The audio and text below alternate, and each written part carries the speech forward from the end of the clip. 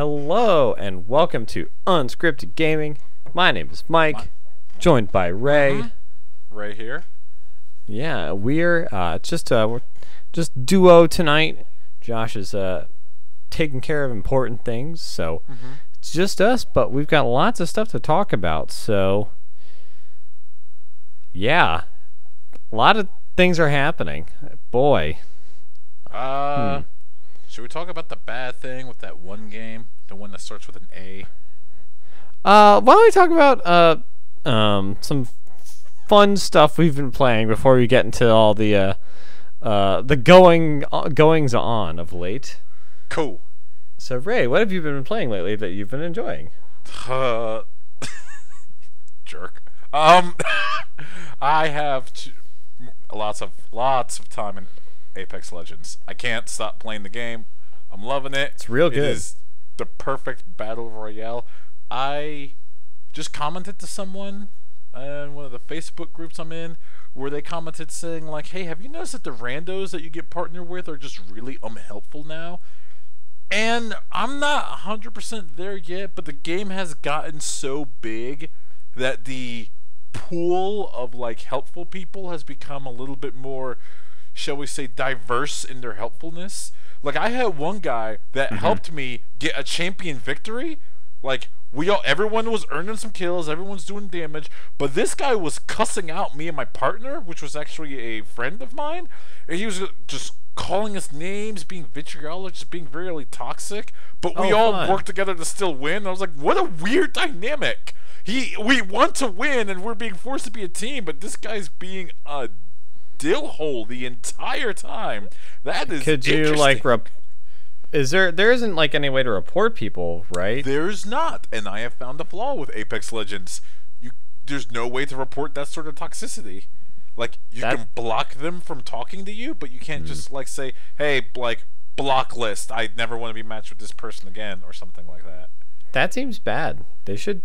Games have those things for reasons, and they should do that. They should get on like yesterday. I agree with you. So I have found the blemish in Apex Legends. Other than that, I tried out the new patch with Smash Brothers, and it's still good. Smash is still great. It's still good. Ganondorf's still good. Ganondorf was never bad. There's the king. The king of evil. Ever since Melee, just bringing it to people. Still never good. Stopping. My favorite meme is of him swinging his forward smash with his sword. Booyah! Oh You're talking boy, that was a whole lot of crap for someone that has more than that 0%. waveform looks super loud. You might have to drop that one down. I'm dropping that in here. Hot. People are looking at it right now. That was a little hot. Yeah, but I've been playing a little bit of Smash 2. I still like it as well. It's still really good. Who are you maining? Right now, I'm still doing I still do Ganondorf. Still do Captain Falcon. Been messing around with Wolf, because Wolf is pretty good.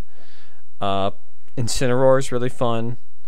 I like the Mii Brawler. Still really, it's got some real fun moves. Are you still rocking Karl Marx? Forever and always. Let's see, but I guess some other things I've been playing. I've kind of been doing a little bit of traveling lately, so I've been doing a couple things. Let's see, I've actually dipped back into Breath of the Wild. Yeah? Still good, by the way. Still just as fun to like explore and. Did you beat it, or are you just messing around in it now? I'm working my way through it. I'm not rushing through. But that game still holds up and is just really darn good. Let's see. I've been playing my usual Destiny. There's a new season of stuff that's kind of fun that I've been enjoying so far. I guess the most interesting new things I'm playing. I played this game from Devolver, published by Devolver Digital, called Ape Out. Oh, you played it? I did. That game was hot. It's like a weird jazz percussion soundtrack game where you play as a gorilla, like breaking out of containment in like a lab or something, and it's kind of like got minimalist art, so it's like a dark blue background and like your ape is orange and like the bad guys are all like white or gray, and you throw them against the wall and they very violently explode into colors, and you're like, oh my. It's quite violent, but yeah, like once you kind of like get going, like the music kind of plays along. It's kind of hard to describe, but it's a really really neat game. I thought it was really fun. It looks amazing. Just the concept of you play a silverback gorilla and your goal is to just mess up guards. It's like, full stop. You already had me. How much do you want? Yeah, it's definitely it's like 15 on the Switch, and I think it for that unique of an experience. I think it's definitely like worth checking out. It's pretty cool. Yeah. Also been playing a game wasn't really on my radar. I made the mistake of playing the demo and being like, darn it, I think I have to play this game. And that's Devil May Cry 5. Yep. You're a fan of the other ones? I am. Nice. I played a lot of 4 was like one of the first like real like hardcore action games I had, like interesting. As like a like early on my 360, and I played a lot. I really liked 4. Yeah. And I had played a little bit of the other ones. I didn't DMC. play the reboot. Don't really have an opinion on that one way or the other. Yeah. But I'm thinking probably about like 5 or 6 hours into Devil May Cry 5. Looks pretty, feels a lot like classic Devil May Cry. There's dumb anime dudes doing dumb anime dude stuff. That's what I need in my life. There's a new character. If you just hold down the trigger, he can just read poetry while walking around while like his summons fight for him. It's real stupid. All right. It's real stupid in the best way possible. And I think this is most exemplified by one of, I guess, kind of a mid game spoiler. What are your thoughts on weapon spoilers?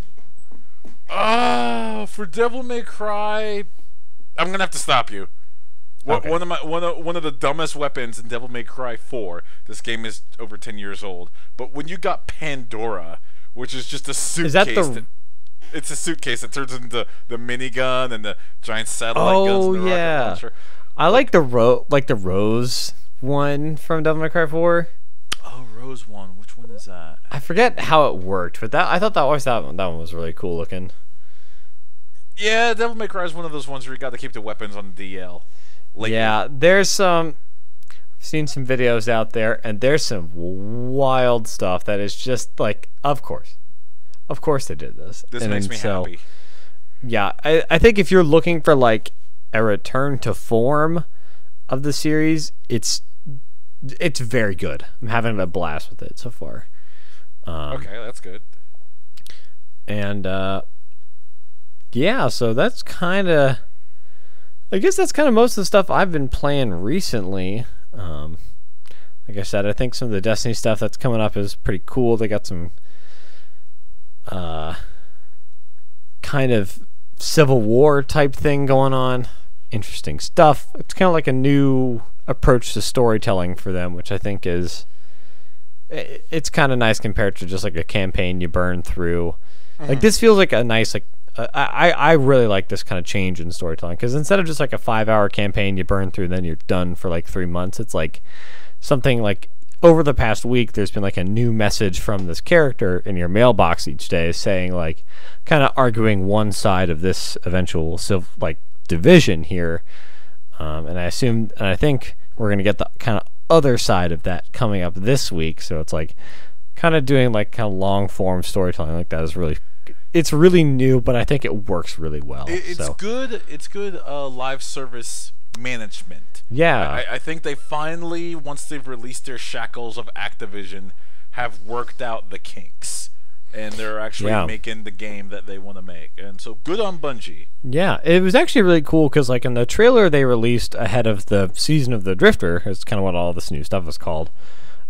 They were actually pretty explicit about that. It's like, we are, we are excited to like work with Destiny going forward, and like this is an independent Destiny. Like it's just Bungie making this, so it's like they were very upfront about this being separate from Activision. It was I know they announced it and we're happy about it, but like I wasn't expecting it to be in like the hype trailer for like new content. It was kind of weird. Kind of crowing about it. Like, I was like, man, finally. Interesting. You know what? That's some video game industry sass that I can get behind. I am 100% behind that. Yeah, and they had also kind of shifted the seasonal schedule that they had laid out on the roadmap, because later this year we're getting something called the Season of Opulence. Because I think Callus is going to come back into the story in a major way, like from Vanilla Destiny 2, and then leaving that fall slot where they've usually had a pretty significant expansion pretty wide open. So it's interesting. It's an interesting time to be playing live games.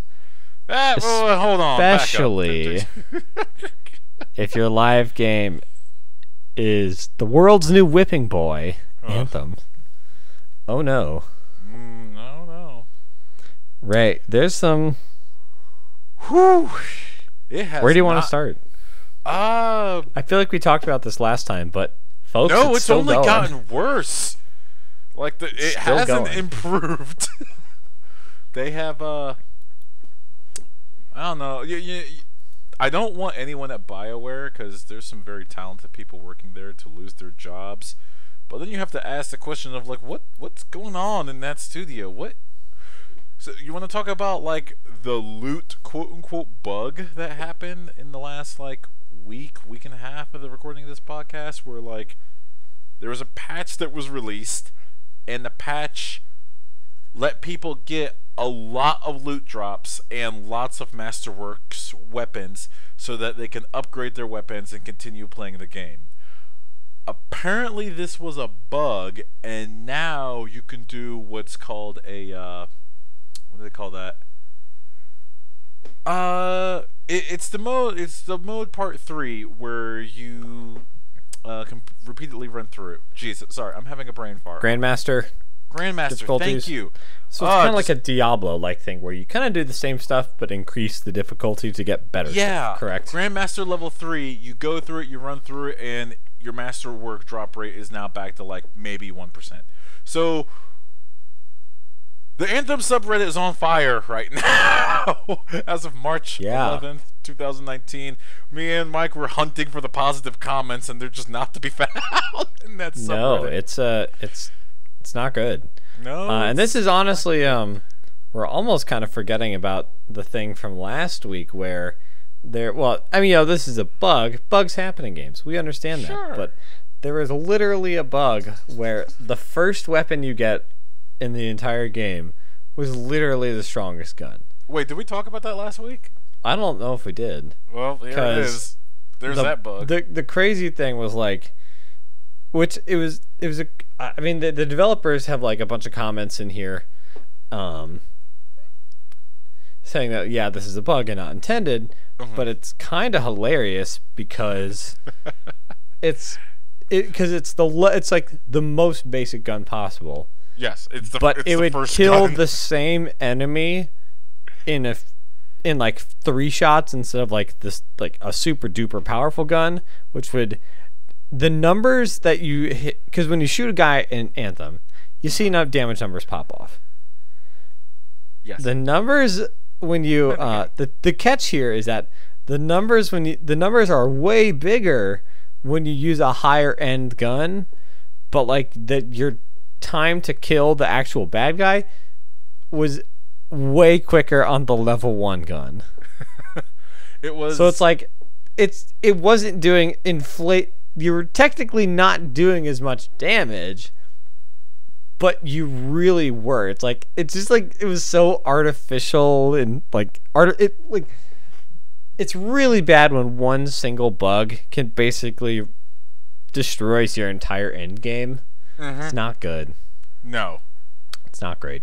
It'd be kind of cool because let me show my nerd flag here. Final Fantasy IX does that where one specific castle you go to, it's near like Disc 3, I forget the name of the castle, but all your starting weapons do the most damage in that one castle. So that'd be kind of cool if that was like an event or something. But the fact that the damage scaling in the game was so broken for a while, that oh man, that makes me feel bad. It makes me feel bad for not the game Anthem, whatever. I didn't buy it. It makes me feel bad for BioWare. It honestly does. Yeah, it's kind of bad because like for a while they were pretty communicative in the subreddit for the game. But since all this stuff has really been hitting the fan, they've really kind of dropped back. So when you communicate a lot and then scale back a bit, it's like, oh, where's BioWare? Ah, so it's, it's like, we'll see where this game goes. I do kind of feel bad for BioWare, but it's just like I really don't want to be like harp on this game anymore than we really need to. But it's like I so desperately want to hear the full story of kind of what happened here, because it feels when vanilla Destiny came around and like people were like, what's kind of going on here, we eventually got a lot of the kind of idea that the game was rebooted pretty late and that there was a lot more like kind of internal strife as far as development than we realized. And I don't want to like jump to conclusions here, but they were working on this game for 6 years, and it's just with how like it's just, there's so many things about this game that just, we didn't even really talk about like the PS4 glitch, which was like hard crashing. Why have we not talked about that? It was like I don't know if it. I assume it's been patched. No. I honestly don't know. No. Let me actually. I don't. It hasn't. Are you kidding me? No. Patching would require EA and BioWare to acknowledge it, and they haven't done that yet. Oh no! Here we go. From Engadget here. Anthem patch to fix crash balance problems arriving Saturday. Okay, so it's coming. And this has been an ongoing issue since at least the 1st of March. Yeah, definitely at least a week since the recording. Yeah, at least a week. And it's just you'll be, and the thing is like you'll be playing the game on PS4 is like where it was mainly reported, but and you'll just be playing and loading or doing whatever, and the game doesn't it'll crash, but it's not like just like the application closes, like the console just shuts off, just completely. You have to boot it, and sometimes like people will have to like rebuild their database, which is not. It sounds scarier than it actually is. So it's not that big of a deal. It's like sometimes like it'll lock up, and you have to start it in safe mode. That's not. It's like what? How? No. See, that's the thing. It just makes me like, games are hard. Games are super hard to make, and yada yada yada. I said all the qualifying stuff here, but like. This thing came in super hot, and I just really want to get the full scoop of the development story here, because they've been working on this game in some form since Mass Effect 3 came out in like 2011 or something. Yeah. Like, that's how long they've been working on this game, like a long time. I think what's more of a testament is not necessarily how long they've been working on the game, because a big title like this, they just take a while to work on. Right. The more damning thing is, I'm gonna steal this from Giant Bomb, and specifically from Jeff Gershman. Love hearing that guy's takes from time to time. There are so many fundamental things wrong with the game, you start asking the question how much QA testing was part of the development process. Yeah. See, that's the thing for me is like, because some people are like, I really like this game, but they just need to kind of tweak a couple things of the systems here and there, and that will make it really great. And just like for me, this is definitely my personal opinion here. Of course. But it's just the core. I feel like just the core game just didn't really do it for me. Like, I don't know how you make the guns feel better not feel without like completely making a different game. Yeah. Like, it's just like the things that turn me off of the game are just so fundamental to just how it works. It's not like I don't have a problem with the loot, because like I didn't play enough of the demo to care, because I didn't like playing the game that much. Oh my gosh, I think the demo was the worst thing that could have been done for this game. Nothing turned me off faster from that $60 than letting me try it. Which, great. Good on them as a company. Buy Devil May Cry instead. Mike's take. That's a good take. Oh, you said one of the best things like a week and a half ago that I wanted to bring up on the podcast, and I thought this was the best take you said in a while about Anthem and their marketing. It was, the flying is so insignificant in Anthem. It's like in Destiny, they constantly advertise the usage of the Sparrow, and you found out the Sparrow just gets you from A to B and nothing else. That's all the flying is. That's kind of like that was like my like that's kind of why I said, like, I wish I had like a little bit more like Crimson Skies, like arcadey dogfighter DNA, because I mean, I felt like I don't know, I haven't played the game like beyond the demo and doing that stronghold, but it felt like flying was just like a cool trip. Like, it didn't really, like, I don't know, like, it just didn't really do it for me. Like, it's not an integral part of like the core combat. Like, it just feels like a great way to ask to get shot. Like, you don't really have like a need. It just never felt like I wanted to do it, and that for how hard they leaned into it, it feels like why aren't I doing strafing runs of stuff? Like, why do I just have to like go into gun shooting mode? There is an armor that oh, you're talking about like strafing.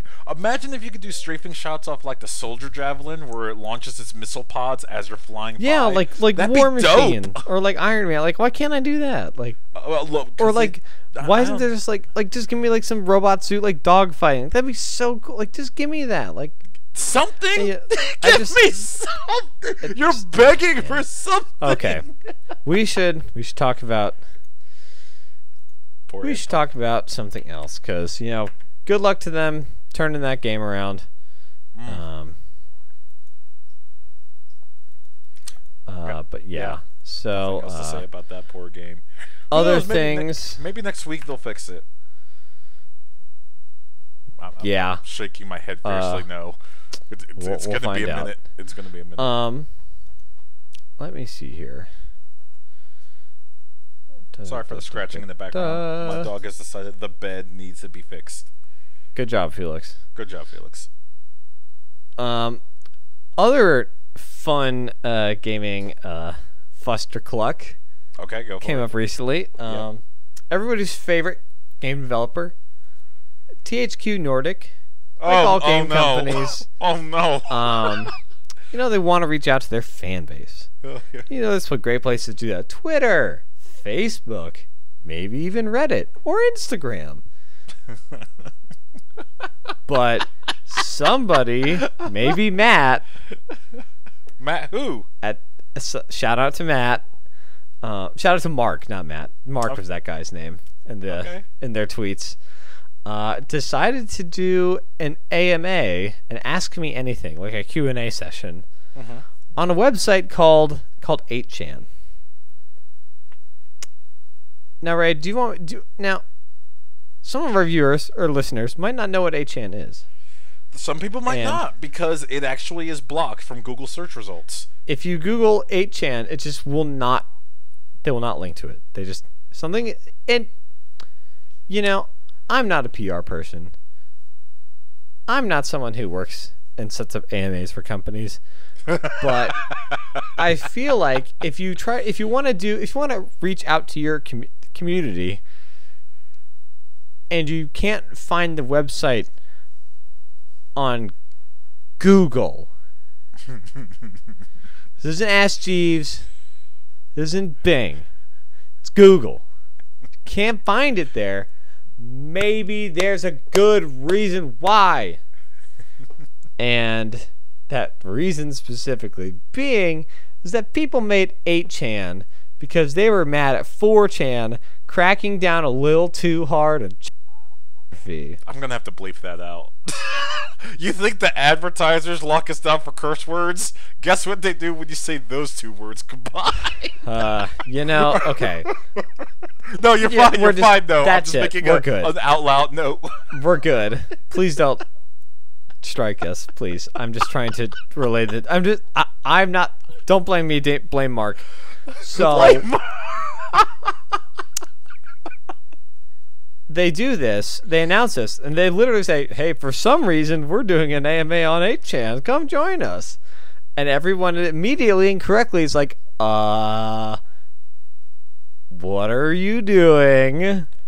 Basically, we all had a collective like, the best time to delete this was when you first sent it. The second best time to delete this is right now. So I want to say, I think, this is my opinion, and I shared this with you, I think this was a social media kid or something trying to be like hyper edgy. Clearly I was mistaken once the full story came out. This was like their director of PR. I'm like, I don't know, I got nothing now. I don't know what the hell he's thinking. You see, like,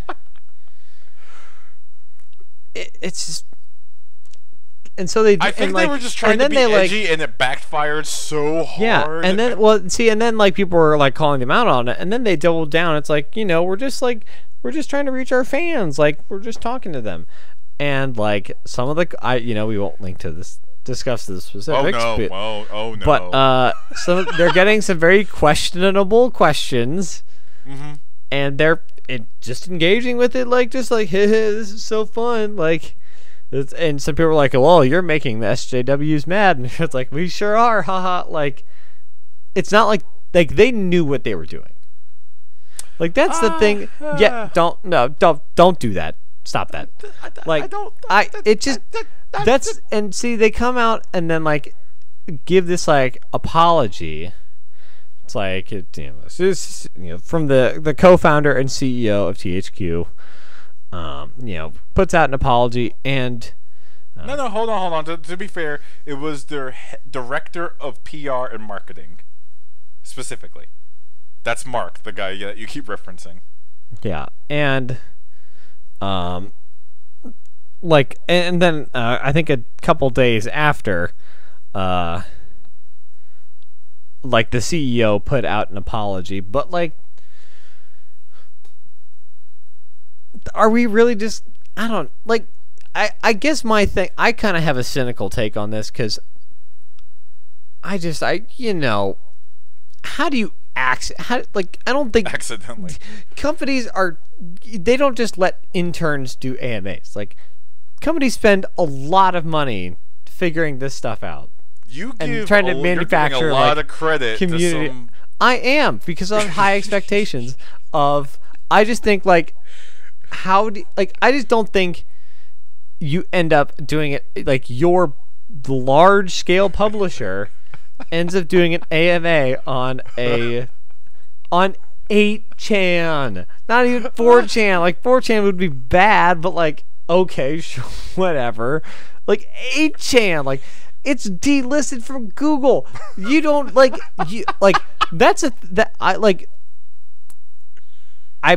there are CD, like it's the kind of thing where I'm like, someone who worked there thought it would be like funny to like send like overtures to these people, and then like, oh, we know you have to apologize, but we know you're like really on our side. Like that's the takeaway that people got from this.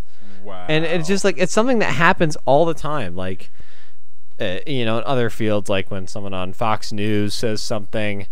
And then like the station quietly puts out like an apology on their behalf. Like the the people are in on that game. Like they got the message and know to ignore the apology is not for them. That's for like the people trying to like tut them. Like they got the message, and that's why I guess I guess I just don't buy that. Like I don't know. The whole thing is just stupid, and they should know better. And I'm going to roast them until the end of time for it because they're stupid and should know better. And that's pretty much all I have to say. I've already like it's water under the bridge to me. Like, yeah, you did something dumb. You did something epically dumb. All right, that's not going to stop me from buying your games. You know what has stopped me from buying a game, and this game is coming out next week. Mike, hold the line. Hold the line. Nope. Sekiro. I already pre-ordered it. Oh my god! Somebody has to play it. Oh! And I decided that somebody was me. The reason why I say this to you podcast listeners is because this game is published by Activision, who until further notice is worse than... It is pretty much the worst game publisher out there. Okay, fun fact. This is like a small news bit. Activision last week, as of this recording, had to file a notice with the Security and Exchange Commissions to their shareholders saying, hey, you know that thing where we let go 8% of our workforce? Yeah, it turns out that actually is going to hurt our future financial prospects because a lot of people that we're looking to hire probably won't take those job applications, and employee morale is down, so work output could be of lesser quality. Gee, who'd have thought that when you like yell from the mountaintops, look how much money we made, by the way, screw those commoners down there, that a lot of people will say, hey, that's kind of not cool. Yeah, that's not on. That's not all right. Hey, I don't want to work for you.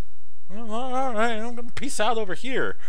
And everyone working for you is like, man, this sucks. What if I'm next? And then they don't want to put their heart into it. And then you get worse games. Yeah, Shocker. Like it kind of, I wonder, I mean, no, this is kind of pure speculation, but I feel like I wouldn't be surprised if we just start seeing if we haven't already, that we see like, you know, a real kind of like brain drain in gaming, like especially compared to other parts of like software and like just general development. You know, it's not making games, but you can also, you know, go see your family and have job security. And those are the kinds of things that attract and keep talent. And games industry at the moment sure loves to churn and burn. And yeah, I feel like you can really see that sometimes. Yeah, so that's it's not good. I'm trying to think of another fun, a more fun story to end on here, because I don't want to end on THQ making overtures to people who are bad and suck. Well,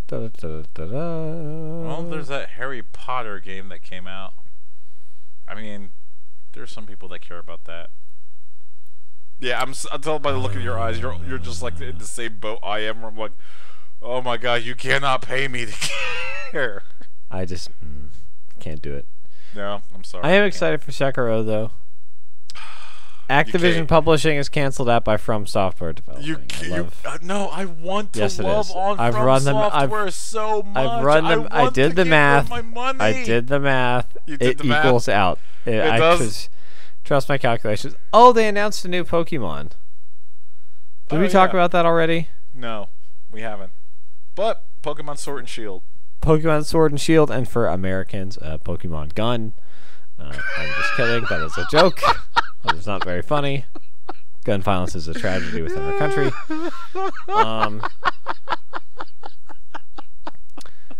I like those new starters. Grookey.